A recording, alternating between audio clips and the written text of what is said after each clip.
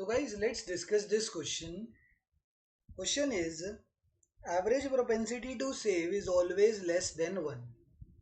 ये बोल रहा है कि APS की value is always less than 1 होती है. अब APS की फुल फॉर्म क्या है या APS का फॉर्मूला क्या है, तो that is equals to savings upon income. And अगर हमें सेविंग्स अपॉन इनकम को लेस देन 1 अगर करना है, तो अब ये देखो, ये y इधर डिवाइड हो रहा है, इधर जाके क्या हो जाएगा, मल्टीप्लाई. इनडायरेक्टली मुझसे ये बोला गया है, इधर जाके 1 के साथ मल्टीप्लाई हो गया, तो सेविंग्स इज लेस देन 1 बोला गया है करने के लिए कि हमसे देखो एपीएस क्या है, लेस देन 1, ये बोला गया क्वेश्चन में. मैंने एपीएस का फॉर्मूला बताया, savings upon income should be less than 1, ये स्टेटमेंट बोली गई है क्वेश्चन में. And this is a question of true and false. तो क्या ये स्टेटमेंट सही है या गलत, वो तो तब पता लगेगा ना कि जब हमें स्टेटमेंट पता होगी. तो अब यहाँ पर एपीएस लेस देन 1 था, इसका मतलब S upon why should be less than 1. And ये y इधर डिवाइड हो रहा था, इधर जाके हो गया मल्टीप्लाई, इक्वेशन के इस साइड आके. तो ये बोल रहा है कि savings is always less than 1. इस स्टेटमेंट को हम एक और स्टेटमेंट इस तौर पे भी लिख सकते हैं कि यहाँ पर ये बोलना चाहते हैं कि savings is always less then national income. Savings is always less then national income. ये स्टेटमेंट भी, इसी स्टेटमेंट को ऐसे भी डिपिक्ट कर सकते हैं. एंड ये पूछा गया है क्या ये स्टेटमेंट सही है या गलत है. तो मुझे पता है इनकम होता है कंजम्पशन प्लस सेविंग्स के बराबर. ठीक है, ये मुझे पता है कि income is equals to consumption plus savings होता है.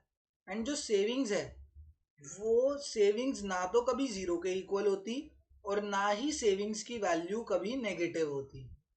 तो सेविंग्स कभी भी अगर जीरो के इक्वल नहीं होगी, एंड हमारा क्या है, कंजम्पशन प्लस सेविंग्स करेंगे तब इनकम के बराबर आएगा. ठीक है, तो अगर देखो, अगर ये वैल्यू नेगेटिव जाती तब जाके हमारा सेविंग्स जो होता वो y से बड़ा हो पाता.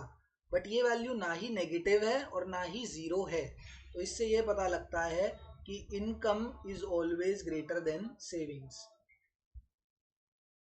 तो सिंपल सी बात है यार, जब कंजम्पशन जीरो नहीं हो सकती तो इसका मतलब y जो है वो कंजम्पशन प्लस सेविंग्स के समीशन से बनेगा.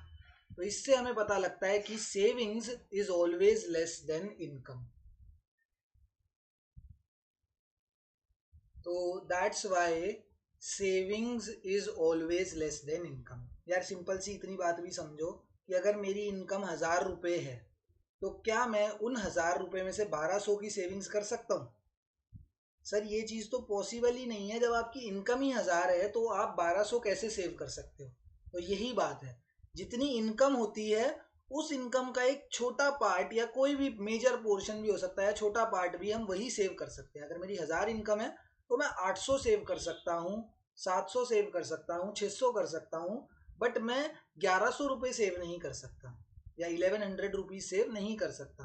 तो y is always greater than savings, income is always greater than savings. And यही यहाँ पे प्रूव करने के लिए बोला था. That's why this statement is true.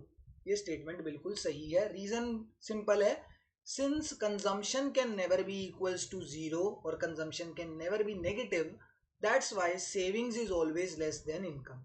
If savings is less than income, this implies that APS is always less than 1. And इसी यही तो बोला है कि average propensity is always less than 1. That's why this statement is true. ठीक है ना. Thank you.